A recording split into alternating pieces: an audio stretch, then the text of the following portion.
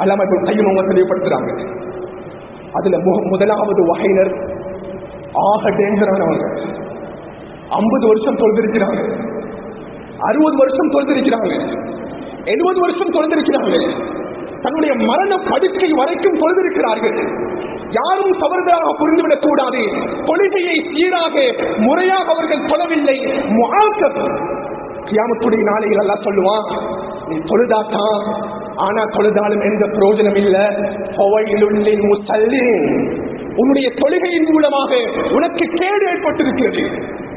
அன்புக்குரியவர்களே, இந்த 19 தொழுகையுடைய வாஜிபுகளையும் ஒன்றை நாங்கள் தவறவிட்டாலும், ஒன்றை மிஸ் பண்ணினாலும், அழகாக தொழுதோம், சலாம் கொடுத்தோம், ஒன்று தவறிவிட்டாலும் அன்றைய நாள் எங்களுடைய தொழுகையாக கருதப்பட மாட்டாது.